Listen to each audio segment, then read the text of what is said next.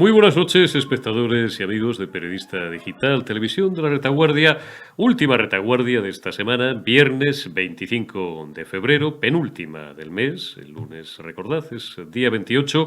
Cerramos ya el segundo mes de este año 2022 que promete ser, no sé si peor que el que hemos dejado atrás y peor también que aquel maldito 2020, pero que desde luego no ha comenzado de una forma extremadamente prometedora ni en cuanto al panorama en el que estamos instalados en la escena política nacional y muchísimo menos en el tablero geopolítico, en el tablero mundial que ha hecho saltar por los aires el afán expansionista de ese nuevo sátrapa, de ese nuevo demonio mundial, por lo menos en opinión de algunos, de muchos, ya sé que no de todos, que es Vladimir Putin, con esa invasión anunciada de Ucrania, a la que pretende convertir en un estado satélite, como ya hiciera con Bielorrusia, amañando sus elecciones y masacrando a la población civil desde hace 48 horas con unas derivadas y con unas consecuencias que todavía se nos escapan. Por encima, como os decía ayer, del last minute, del detalle de los últimos movimientos de tropas, de los últimos datos acerca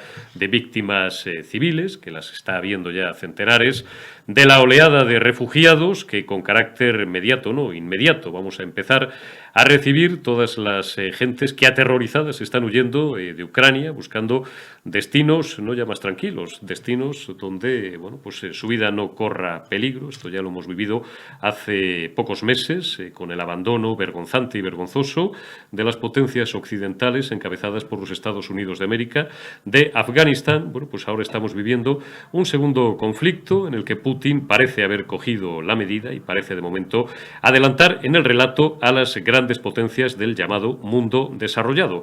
A corto plazo, es evidente que Putin ha ganado ya. A largo plazo, y en ello venimos insistiendo desde hace ya algunos días con distintos analistas, las consecuencias para Rusia pueden ser no sé si incalculables, pero notablemente perniciosas desde el punto de vista de sanciones económicas, a pesar de la simplicidad de los análisis de algunos que, como ven que Rusia controla un elevado porcentaje del gas, del petróleo, de la energía, con la que nos suministramos todos los europeos, piensan que esas sanciones pues van a ser poco más o menos que risibles para Vladimir Putin. Cuidado, porque el tema es bastante más complejo de lo que puede parecer en un primer análisis. Los análisis de barra de bar están muy bien, pero conviene escuchar a los expertos, como los que vamos a tener esta noche en la mesa de la retaguardia. Vamos a contar con la presencia de lujo de un buen amigo mío, al que he recuperado después de algún tiempo y al que voy a celebrar, especialmente saludar y escuchar su trazo fino y sus opiniones sobre lo que está pasando, que es Enrique Calvet, ex eurodiputado, sin duda todos lo conocéis, del Grupo ALDE, del Grupo de los Liberales del Parlamento Europeo. Después Salva Marín, uno de nuestros mejores economistas, que nos van a arrojar luz, no solamente sobre, insisto, las derivadas aún inciertas de la patada que le ha pegado Putin al tablero geopolítico mundial, sino también de las consecuencias económicas, no solamente para la zona euro, sino para España en particular, que es uno de los países ahora mismo que más está sufriendo el desgobierno y la mala gestión derivada de estos 2 años de desgraciada pandemia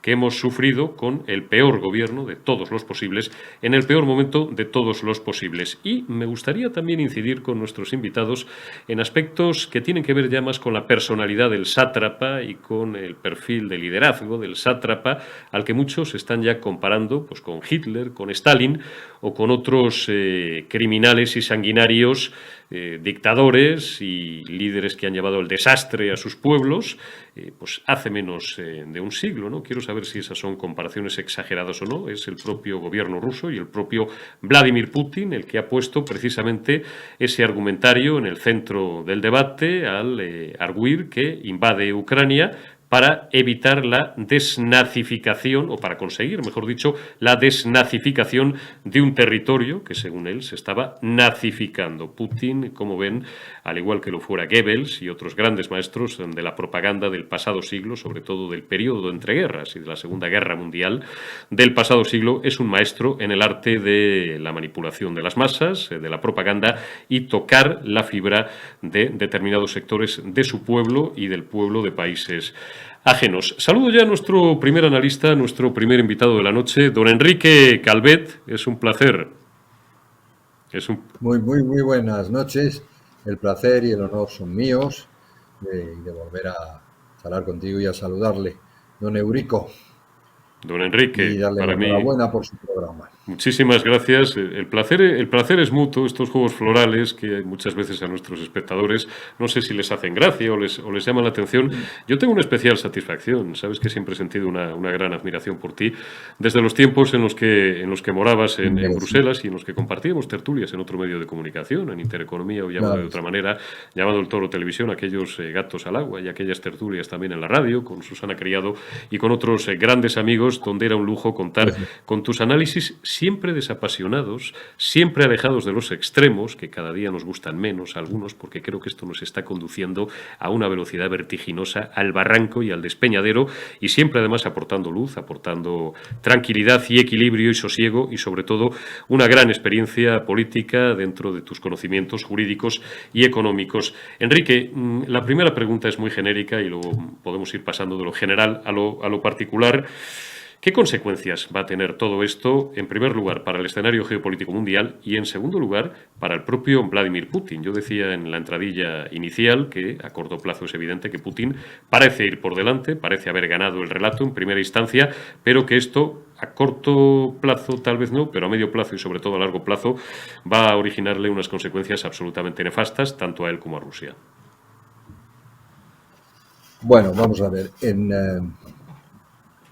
En primer lugar, va a depender las consecuencias, evidentemente, de cómo acabe este primer envite, ¿no?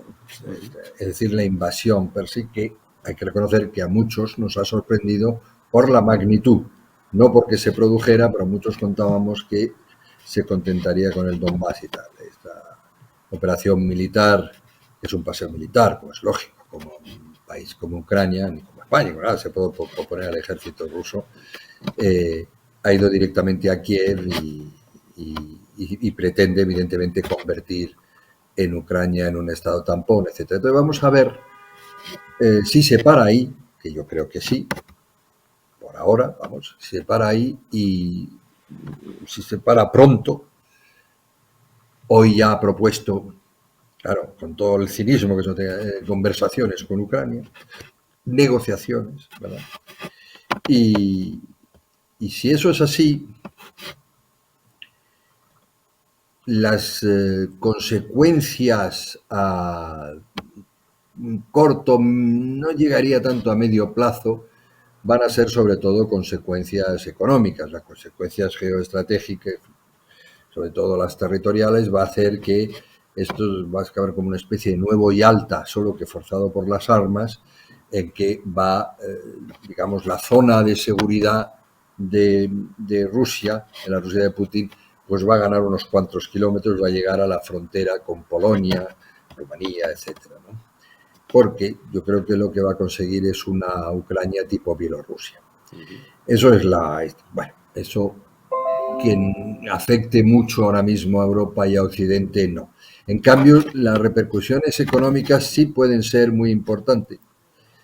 Y lo pueden ser por la sencilla razón de que las sanciones económicas nunca son gratis para quien las impone. Es decir, también tienen coste para quien las impone. En este caso, mucho para Alemania, por ejemplo. Entonces, vamos a ver también lo que duran, porque no creo mucho en su efectividad. Hay que recordar que desde 2014 Rusia, por la invasión de Crimea, que fue como esta, Rusia tiene sanciones económicas. Pero claro, en esta época de continentalización de las relaciones de poder, es decir, que las relaciones de poder se dan sobre todo entre grandes estados continente, ahí es donde Europa ha perdido comba, porque no lo es. Pero los grandes estados continente tienen una ventaja, que es que tienen un gran mercado interior que les permite aguantar muchísimo más que un país pequeño, mediano, las adversidades económicas, por ejemplo, las derivadas de sanciones económicas, ¿no? Y el pueblo ruso está bastante acostumbrado desde hace decenios a vivir regulín regular, ¿no? Entonces, las sanciones, o sea, económicamente, evidentemente, sí vamos, porque los americanos también las anuncian, etcétera, sí vamos, evidentemente, pues vamos a empobrecernos y vamos a pasar malos momentos, con una inflación más alta, con una energía disparatada.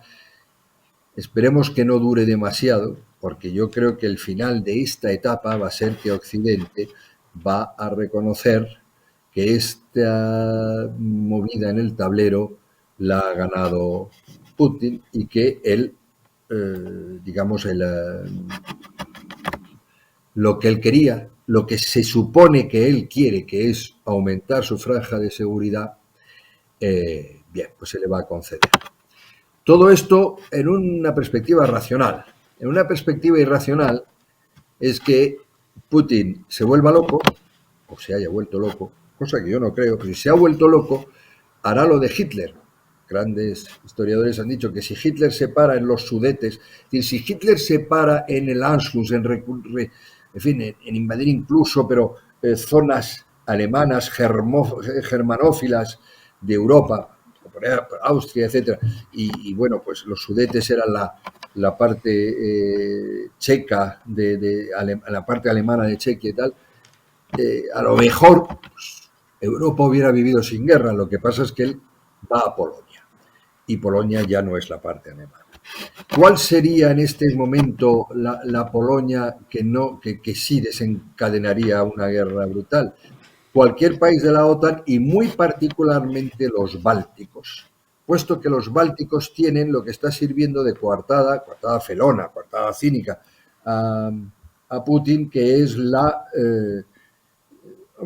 digamos, la existencia de zonas de predominio étnico ruso y que además esas zonas de predominio étnico ruso están machacadas, discriminadas, ahí es donde acude al nazismo, es decir, que están poco más o menos que sometidas y masacradas por las autoridades centrales, lo cual yo he estado en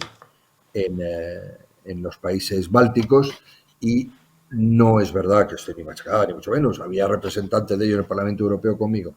Pero sí están diferenciadas, cuidado. Incluso constitucionalmente, como en Estonia. Pero bueno, yo no creo que este hombre, cuya clasificación moral dejo al gusto de cada cual, pero que no me parece ningún idiota y que me parece un político, ¿cómo diríamos? Un político bastante competente, no creo que traspase esa frontera. Por lo cual, a corto plazo, consecuencias económicas malas para todos. A largo plazo me ha preguntado usted que si Rusia y tal. Pues eso depende si aprendemos la lección o no. La gran perdedora en todo esto, la gran perdedora, sin duda alguna, es Europa y la Unión Europea. Se lo tenga merecido o no, eso es así.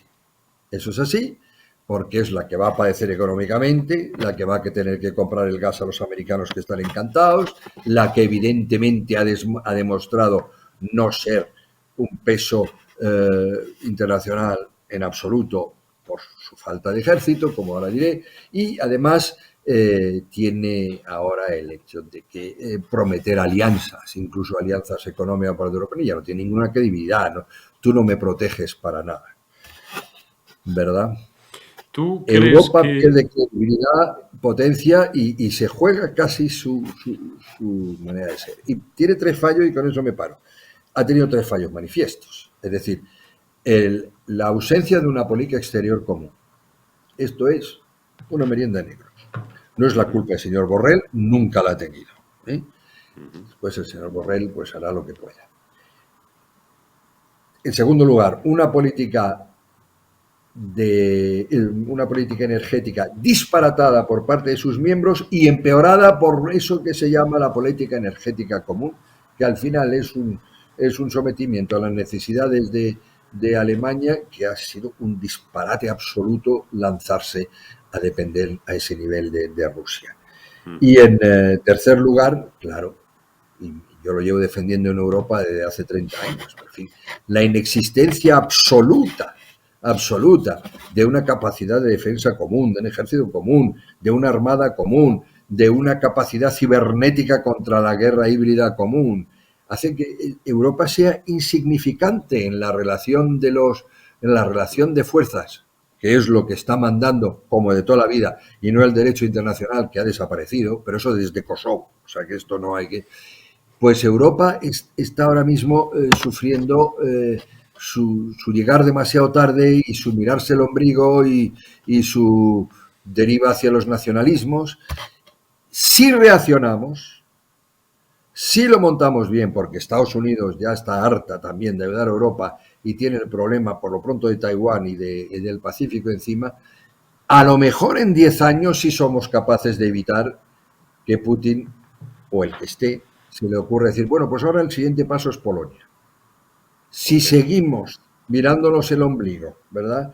Y dedicándonos a valores de segunda y tercera fila en el momento en que hay que priorizar la seguridad y prosperidad de los europeos, pues yo creo que la UE desaparece, vamos, y ya me permite una cosa más. Sí, claro. Y dos. Para los amantes, cuando digo eso es porque soy un ferocísimo defensor de los Estados Unidos de Europa y de retomar en serio la Unión Europea, incluso la unidad de los europeos. Entonces, es decir, que cuando la critico no se interprete la otra vía que se está viendo por ahí, que es que esto ya no sirve para nada, que es malo, que nos quiten, nosotros tenemos que sigue, entendernos. se lo digo bien, ¿eh? Usted sigue creyendo, don Enrique, en que eso algún día será posible. Esa unidad, esos Estados Unidos de Europa. Si aprendiésemos de cosas como esta, podría ser. Además son etapas. Empecemos el camino. Lo que estoy seguro, personalmente estoy seguro y convencido, que nos lleva a la catástrofe para nuestras libertades, nuestra prosperidad y nuestra seguridad a los europeos, es abandonar el proyecto, dedicarse al nacionalismo, bueno, de los estados actuales. Y solo digo una cosa, a los defensores del nacionalismo, recuperar el soberanismo, perdón.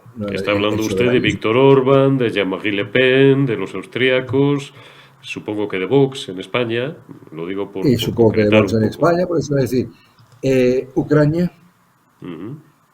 era una nación soberana, soberanísima, soberanísima, no dependía de ninguna institución internacional, ni la UE, ni la OTAN, ni el Comecon, ni nada, soberanísima, y su derecho constitucional y privado no lo había sometido voluntariamente, como son los tratados europeos, a ningún derecho en ningún tema superior.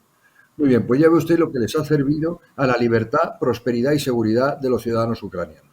Por eso habla usted de Polonia, de que Polonia puede ser la siguiente, porque Polonia está en esa tesitura, ¿no? Con sus problemas a la hora de la aceptación de la soberanía comunitaria en determinados aspectos de su legislación. Y de la OTAN. Y de la OTAN. Lo que ha cambiado desde la época de los Sudetes y de Danzig, como he dicho antes, son dos cosas muy importantes. Que existe la OTAN y el próximo paso de Rusia, será Putin o lo que sea, sería ya meterse con la OTAN, que es otra broma, y que ahora existen armas nucleares no en manos de uno, como era en el caso de Japón y Estados Unidos, sino armas nucleares en varios bandos. Convénzame, don Enrique, de que la OTAN sigue teniendo sentido.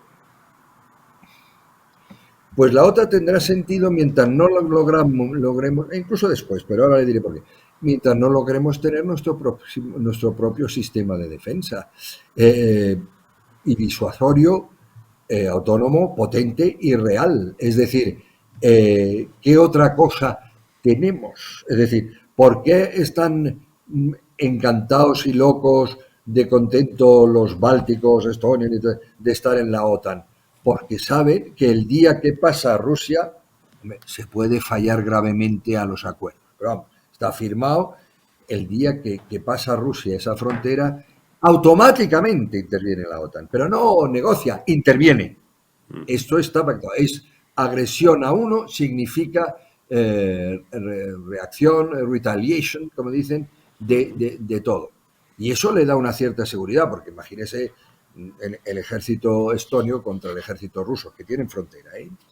Y además Rusia tiene allí, quiero decir, no tiene Rusia, pero hay mucho ruso en la parte estonia de la frontera, que es, hasta donde yo he visto, son profundamente estonios, pero claro, son de cultura rusa y por tanto.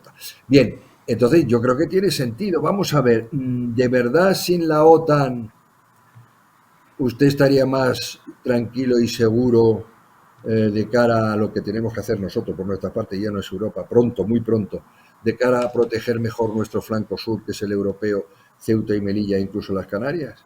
Hombre, Pues muy bueno, varias serio, cosas. Ceuta y bastante. Melilla, corrígeme si me equivoco lo de Enrique, no está bajo el paraguas de la OTAN, Ya, pero le ya sé lo que compro me va a decir. efectivamente que estoy con usted, no estaría más seguro, básicamente porque, o no siendo la menor de las razones, el que como no existen unos auténticos Estados Unidos de Europa, menos aún Eso. existe un ejército de los Estados Unidos de Europa, que a lo mejor debería ser la alternativa. Eso sí, exactamente. Y tenemos como mucho 10 añitos para hacerlo, ¿eh? Es la alternativa. Y el día que exista, o sea, tampoco se rompen las cosas de aquí para allá y además, el día que exista se podrá interpretar, yo qué sé, para que todo el mundo esté contento, como la rama europea de la OTAN, o habrá un profundo acuerdo y una alianza muy profunda, de acuerdo, pero a la postre significará que no tenemos que seguir llamando a papá a Estados Unidos, ahora más débil y más preocupado por el Pacífico, para arreglarnos todos nuestros problemas. Lo de Malí, como lo de Libia, como lo de Yugoslavia, que fue una vergüenza. Pero hay que ponerse esta tarde y tenemos 10 añitos como mucho. Y después sí decir una cosa, para que nuestros amigos ceutís y melillenses que ven esto no estén alarmados en absoluto de todo. Aunque yo también defiendo que tiene que estar amparado a Ceuta y Melilla por el artículo 4, no es cierto que estén fuera de la OTAN. Es decir, están en la OTAN puesto que son parte reconocida del territorio nacional. Lo que están es que no están protegidos por el artículo 4, que es lo que le he dicho antes, creo que es el 4, si no será el 7, de intervención inmediata, El 4, el indiscutible, 4. innegociable, sino que es a petición de España. Es decir, el caso de Ceuta y Melilla no es automático, sino que España puede pedir ayuda. ¿Verdad? Todo el resto del territorio nacional es inmediato porque además es tan inmediato es como porque se puede prever que la invasión sea una invasión relámpago y que no tengas ni gobierno y tal, o en el exilio y tal, pero en ese momento tiene que intervenir nuestros aliados. Pero vamos, que no está, ¿cómo diría yo?, protegido igual que Madrid, Ceuta y Melilla, pero siguen estando protegidos al momento que son territorio nacional. Termino y no le robo más minutos a estas horas de Por la noche, favor. don Enrique. ¿Hasta qué punto ha excitado a Putin, al sátrapa Putin, valga los calificativos, que a mí cada vez me gustan menos? Me dicen que suelo abusar a veces de los calificativos, incluso gruesos. Voy a intentar evitarlos en lo que me quede de vida, esto y otras aristas de mi carácter, pero en este caso creo que es lo más suave que se puede llamar al sátrapa Putin. ¿Hasta qué punto le ha excitado el olor de la sangre de la debilidad occidental? Venimos de una dejación absolutamente vergonzosa y vergonzante en Afganistán, y hasta qué punto también esta guerra, talante decidido de alguien que será un antilíder, un líder en función de las opiniones, pero que tiene una determinación, tiene un objetivo y va a por él, caiga quien caiga y cueste lo que cueste. ¿Hasta qué punto esto ha puesto en ridículo ese llamado pensamiento Alicia, en expresión de nuestro admiradísimo Gustavo Bueno, esa cosa happy flower de entender las relaciones internacionales, eco verde sostenible, chachipiruli guay del Paraguay, cuando resulta que tienes a un tío como Putin, pues con el que yo creo que no vale no ya la disuasión ni el arma ligera. Tienes que tener como mínimo preparado el arma larga y los tanques, porque si no, pues te ocurre lo que le está ocurriendo a los pobres ucranianos. Es una vuelta a la realidad a lo que nos ha llevado Putin. Vamos a ver, sobre la clasificación de Putin, yo lo veo desde un punto de vista, en esta intervención, por supuesto, del político y del jefe de Estado, y como tal, Putin me merece el respeto que en rugby siempre damos al adversario.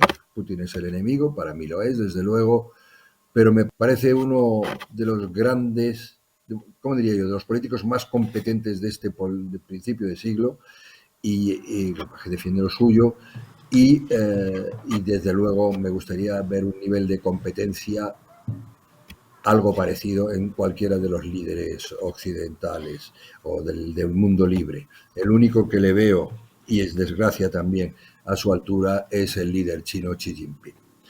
Otra cosa es las calificaciones morales, y entiendo lo que dice usted, sátrapa, en ese sentido, las calificaciones morales que cada cual quiera ponerle, y bueno, pues es evidente que quien se considera humanista, amante de la libertad y tal, pues no le cae bien. Este señor también es un tirano, evidentemente. Bien, dicho esto sobre Putin, eso que usted ha dicho, coincidimos tanto que poco lo voy a glosar, es decir, Putin, dentro de esa capacidad y competencia que yo le doy, como estratega, si quiere, como táctico, incluso se podría decir que como patriota, tal como él ve lo que debe ser Rusia y proteger Rusia, pues ha escogido un momento de debilidad, incluso física, a lo mejor de Estados Unidos, es decir, mecánica o como diríamos, debilidad cuantitativa, y de absoluto desmadre y disparate, absolutamente además decadente en Europa. Europa tiene en este momento un despiste total en cuanto a la prelación de valores que tiene que perseguir un político, y además tiene moral de derrota. Y él se ha aprovechado, eso no me cabe la menor duda, y es probablemente lo primero que tengamos que cambiar. Es decir, yo creo que una de las grandes lecciones es, ya no puede ser todo igual, tenemos que cambiar nuestras prioridades enormemente. Mire, se lo voy a decir con una cosa muy gráfica. O Europa decide, vamos a decir mañana por la mañana, empezar a fomentar, a crear, a dar las bases de un ejército común y de una respuesta cibernética común a la guerra híbrida. Común quiere decir con mando unitario, me estoy explicando bien, he dicho un ejército común. O decide eso, o decide que las sanciones que le va a poner va a ser porque no ha tenido perspectiva de género ni hay paridad en las tropas invasoras. O decide lo uno o decide lo otro. Si decide lo otro, desaparecemos. Sí. Más claro no se lo puedo poner. Y que las acciones militares no son ecosostenibles. Don Enrique Calvet, ha sido... Lo cual es verdad, Dime. Lo cual es verdad. Es decir, se sabe, y hay estudios históricos, que los mayores atentados que ha habido contra el medio ambiente lo han producido las grandes guerras. Está claro, evidentemente. Don Enrique Calvet, ha sido un placer reencontrarle en Periodista Digital, en La Retaguardia. Le molestaré alguna noche más, porque me gustan, y usted lo sabe desde hace años, me gusta su forma de enfocar el mundo y su cosmovisión y sus análisis, porque van más allá, como digo yo, no ya de la barra del bar, no quiero vulgarizar tanto el debate que estamos manteniendo, que hemos mantenido usted y yo, sino por encima de eso, yendo mucho más lejos. Me parece especialmente lúcido y va usted no a la segunda y a la tercera derivada, ¿no? Probablemente mucho más allá de lo que estamos acostumbrados a leer, del titular grueso y poco más de los grandes medios generalistas. Ha sido un placer, Enrique. Cuídese mucho y hasta la próxima. Igualmente. Muchas gracias por invitarme y a disposición. Muchísimas gracias, Enrique. Cuídate mucho.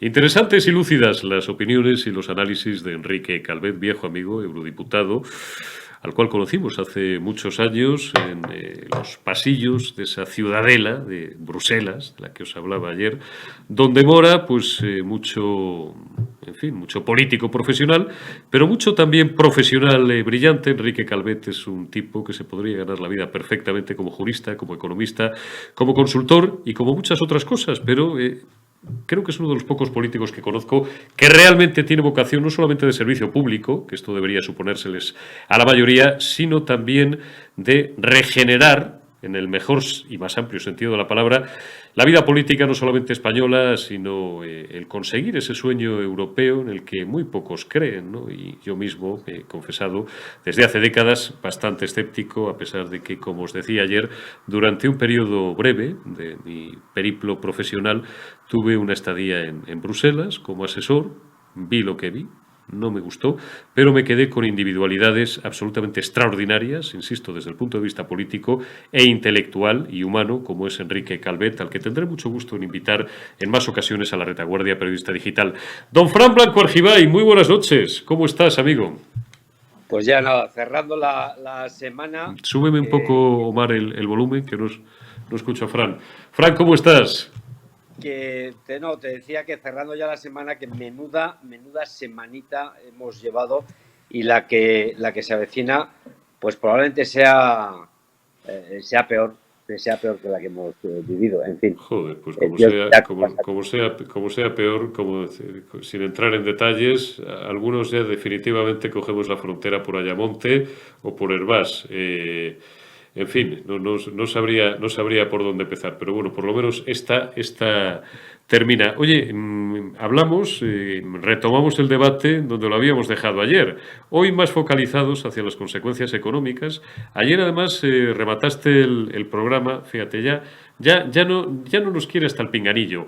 Digo, rematabas el programa. Ahora, en cuanto empiece, Fran, la primera respuesta, me sacas un momento, si eres tan amable, de plano. Omar, rematábamos hablando, bueno, pues de las derivadas en cuanto al suministro energético, ¿no? Y al más que previsible encarecimiento de los precios, más todavía del gas, de la luz, de la energía, derivados de esta guerra en Ucrania, de este conflicto ucraniano. Y hoy quería, y de hecho con Enrique Calvet he hablado un poquito más de geopolítica y de la figura de liderazgo del sátrapa, en opinión de algunos o de muchos, Putin. Contigo quiero hablar de economía, porque te pasa lo que a mí, es nuestro segundo tema y algunas veces hasta el primero, ¿no? Aburridos como estamos después de 30 o 31 años de mirar lo que ocurre en el panorama político, cada vez más mediocre, cada vez más aburrido y cada vez más empantanado y más nauseabundo.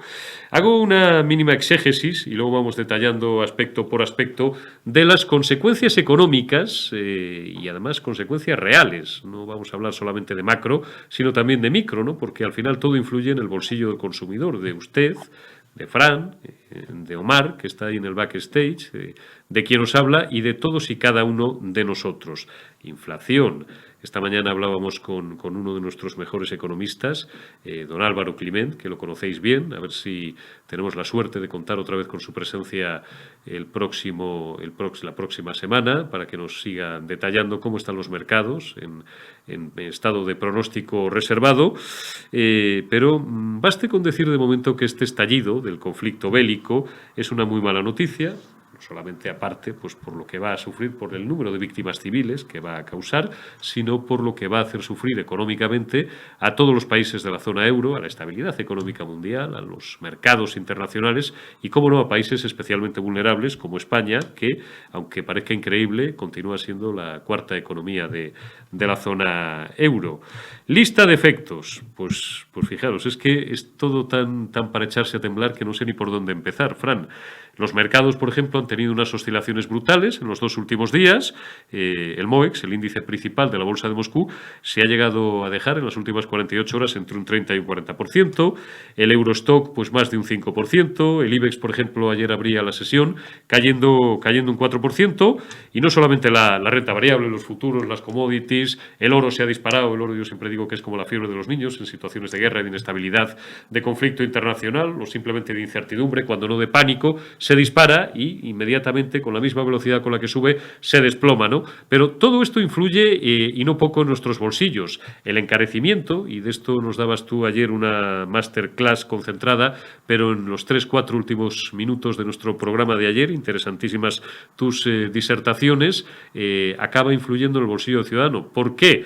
Pues porque tenemos una inflación que frisa el 6%, una inflación brutal, creo que es la mayor o la segunda mayor de la zona euro, y sin perspectivas de decrecer, sino todo lo contrario. La inflación, que como tú y yo sabemos, es el impuesto de los pobres, porque, bueno, pues encarece la cesta de la compra, frente a unos salarios que no solamente no suben, por mucho que quieran los socialcomunistas en España y Yolanda anotarse el tanto, y los líderes de esos anacrónicos sindicatos de clase decir que su objetivo fundamental para el 2022 es seguir subiendo los salarios, sino que como mínimo están congelados o decrecen con un empleo cada vez más precario.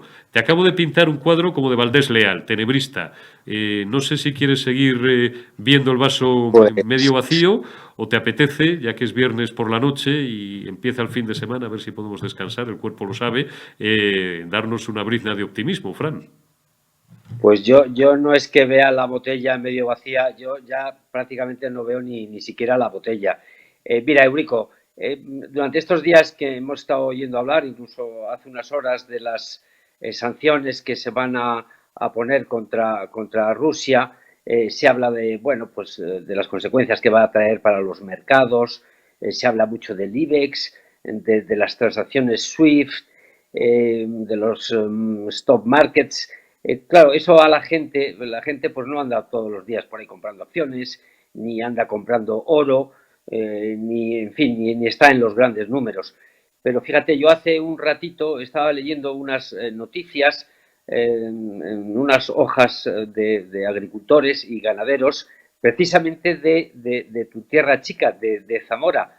La mayoría de los ganaderos españoles, que en fin, tienen que alimentar al ganado con piensos, pues porque en España, desgraciadamente, salvo en el norte de España, pues a las ovejas, a las vacas, en fin, a todo el ganado, las cabras, etcétera, etcétera, hay que darles piensos. Bueno, pues el 80% de los piensos, de lo que se hace el pienso, viene de Ucrania.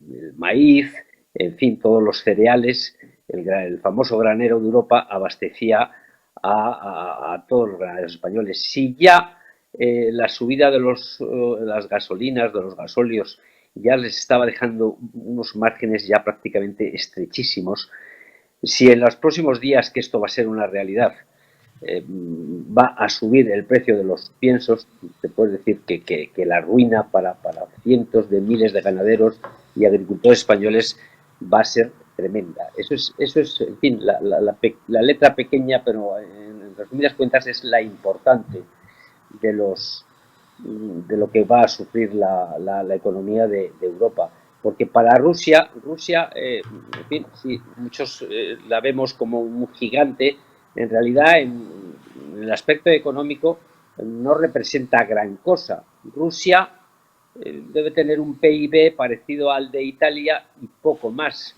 Su industria es muy deficiente, siguen todavía con los vicios del comunismo, que eso es la ruina pura, y viven básicamente de vender materias primas.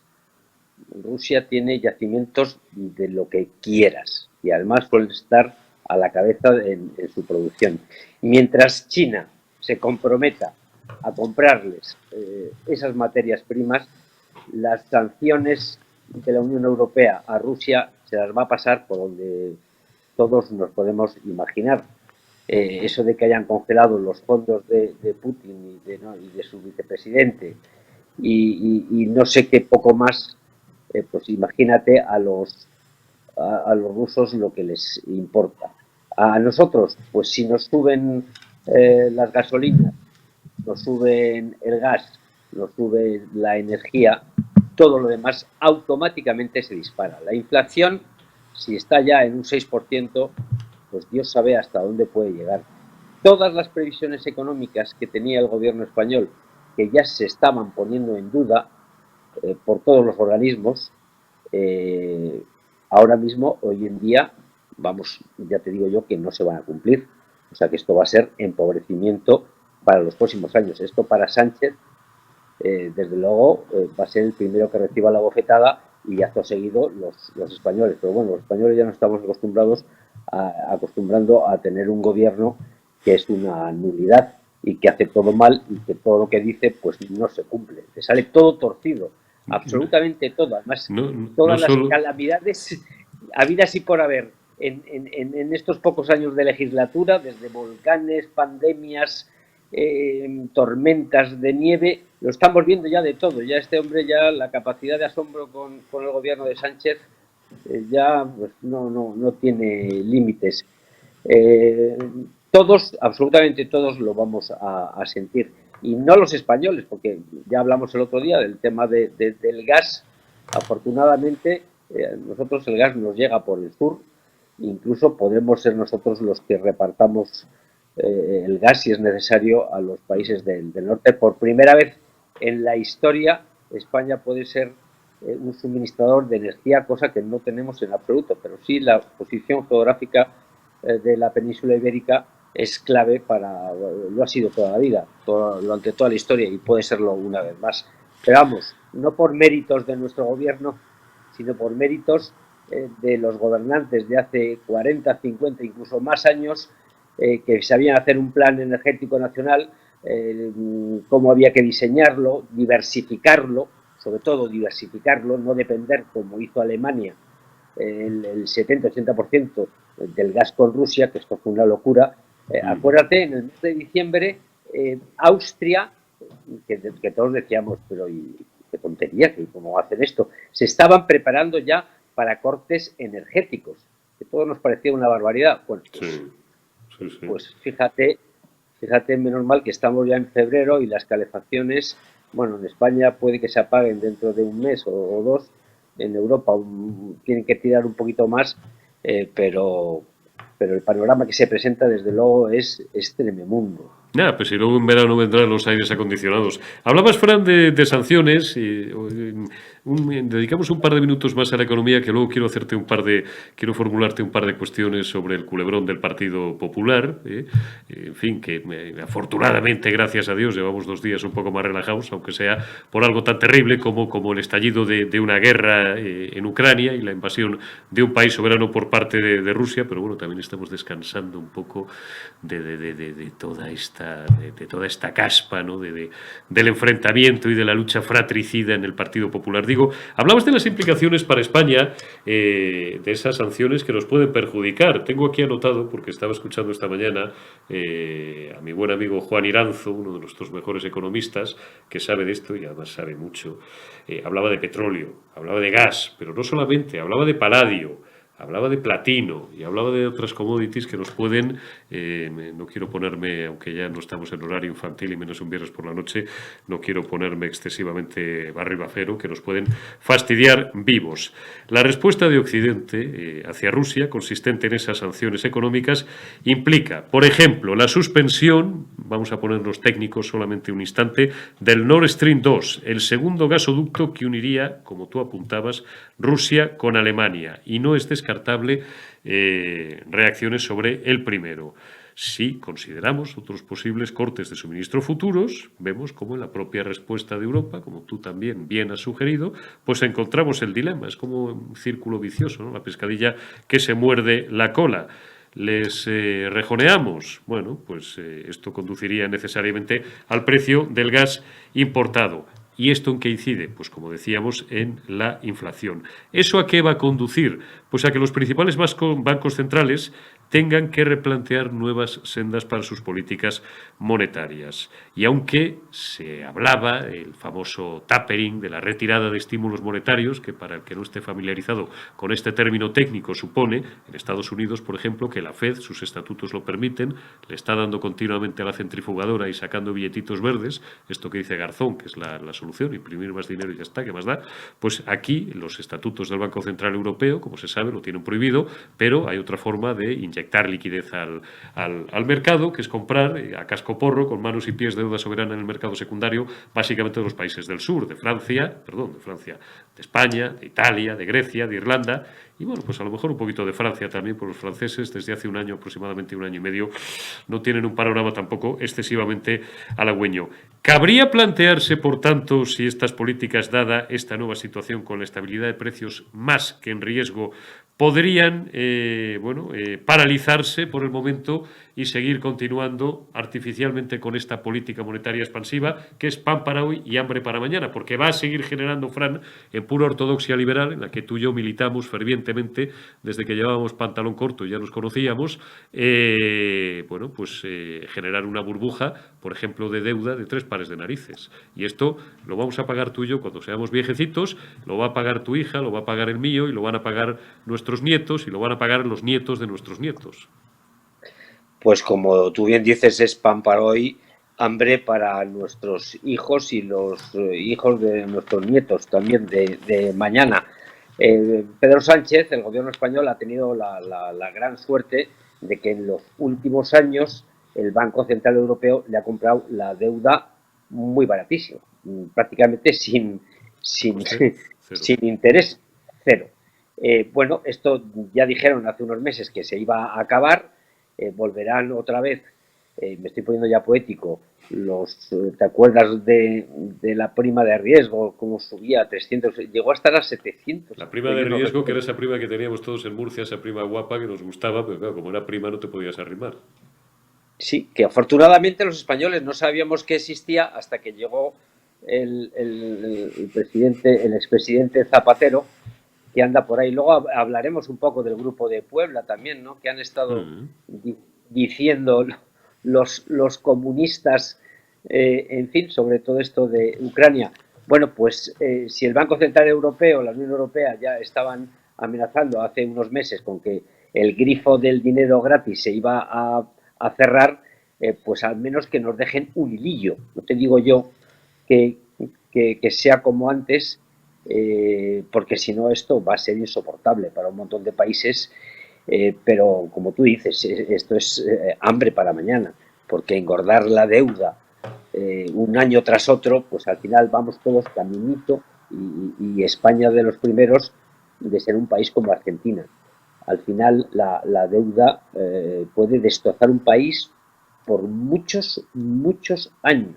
¿Cómo? Fíjate, los argentinos, esos tipos tan, lo digo con cariño, tengo muchos amigos argentinos, pero igual que los españoles tenemos grandísimos defectos, aparte de luces que nos adornan históricamente, los argentinos, si tienen alguna sombra, es que son unos tipos con un elevadísimo concepto de sí mismos. Siempre hay un refrán que dice que al argentino le tienes que comprar por lo que vale y vender por lo que dice que vale, ¿no? Sobre todo a los futbolistas. A los españoles nos pasan otras cosas, pero mira, los argentinos han quebrado en el último medio siglo, me parece que son 3 veces, ¿no? Corralitos incluidos. Esto también vale para estos comunistas, sobre todo que piensan que un Estado no puede quebrar nunca. Joder, España en el siglo XVI quebró 3 veces con los últimos Austrias. Pero bueno, te voy a hacer una proposición deshonesta, Fran, y es que estamos fuera de tiempo completamente. Yo creo que llevo alrededor de 1 hora o más de 1 hora, no me puedo pasar de 1 hora, que es pues el formato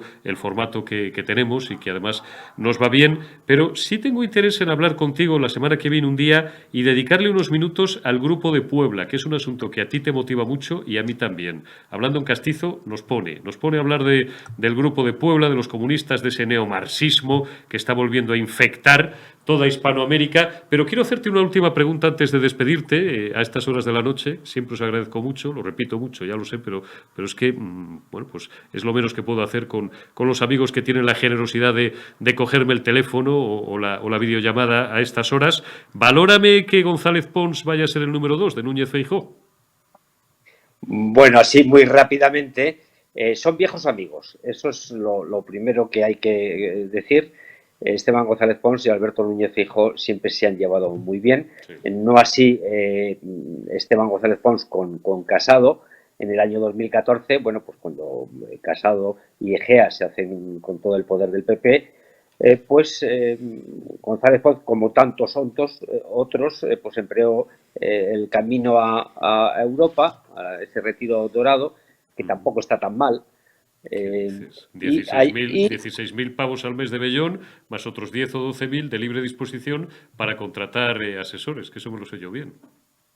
Allí siguió Pons incluso con alguna batallita con Casado, porque bueno, Pons era muy considerado en Europa, aspiraba a presidir el Parlamento Europeo, pero no contó con el concurso de Casado. Esta, bueno, pues ya sabes que en Estas política, cositas. como en la vida da muchas vueltas y yo creo que en los próximos días previos al Congreso, que creo que se va a celebrar en Sevilla, por cierto, que esto significará un espaldarazo para la candidatura A Sevilla que nos vamos, hermano. pues tranquilamente. El Sí, hombre, martes porque celebran la Junta Directiva Nacional, pues vendrán sus 300, nos 400 pasamos un fin de consejeros. semana en Sevilla de puñetera madre trabajando también, ¿eh? Cosas como son. Y bueno, pues de Pons podemos decir que es el clásico liberal, de muy buena planta, también casi 2 metros de estatura, muy bien No, considerado. 2 metros Es un, tampoco. auténtico, 1,90. es un, es un auténtico Es un crack, peacemaker. tiene su público, tiene su público. Nos ponemos un Sí, poquito cariñosamente, pero nos ponemos un poquito lúdicos. Tiene un público notable y nutrido desde hace muchos años, lo sabemos bien. y, y Personal y sobre todo políticamente entre, también, porque además luego es un tío muy listo y muy preparado, es un extraordinario abogado del Estado. abogado del Estado tiene un público, como tú decías, en fin, que le aplaude mucho, sobre todo el público femenino. Él es escritor también, le gusta mucho la Quizá literatura. demasiado, porque ha ido acumulando. Yo no sé si ha acumulado, Sí, yo ha sé. acumulado una... En fin, ha tenido mucho trabajo siempre, pero incluso todavía le sobra tiempo para Es la cariñoso, literatura. apreciamos a Esteban, de A verdad que le apreciamos. Sí, a Esteban, yo, vamos, muchísimo. Él escribe Mucho. muy bien. Yo no he leído nada, perdón, pero vamos, el lanzarte al ruedo con una novela de amor que habla mucho de las mujeres, bueno, pues tiene su mérito. Eso yo conozco pocos políticos que se dediquen a esto. Bueno, pues hay que estar muy atento a las viejas glorias que ya se nos olvidaron del PP, porque creo que el otro día, hace un par de semanas, incluso Francisco Camps, Pons fue consejero de Camps, bueno, pues limpio en fin, de historial judicial, porque ha salido absuelto de todas. Francisco Camps quiere volver otra vez a la política y ¿por qué no? Quiero que, no sé, anda por ahí por la alcaldía de Valencia incluso. Entonces, pues Sería un nada, extraordinario alcalde de Valencia, Paco Camps. pues tan bueno, no sé si mejor que Rita Barberá, que fue Igual, extraordinaria, igual. y cualquiera que vaya a Valencia y pregunte a taxistas o a cualquiera, se lo recordará. Bueno, pues este es el hombre que tiene que pacificar, de momento, pacificar, esa es la palabra, el Partido Popular, que ya vendrá luego el tiempo de ajustar cuentas, pero no es ahora, ahora es pacificar el Partido Popular. Lo veremos el próximo martes, yo estaré ahí en ese hotel de la carretera claro, en Génova no caben, de la carretera de Zaragoza, y imagínate cómo vendrán los de la Junta Directiva del Partido Popular recordando, en fin, qué hicieron, qué no hicieron. Bueno, pues esto es la política, que da muchas vueltas y la próxima semana pues lo veremos.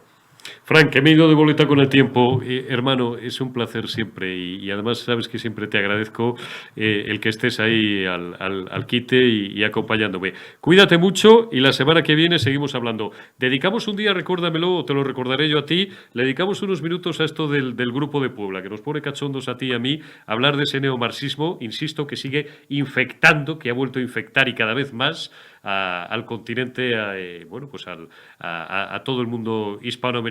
Cuídate mucho y hasta la semana que viene. Hasta pronto. Hasta pronto.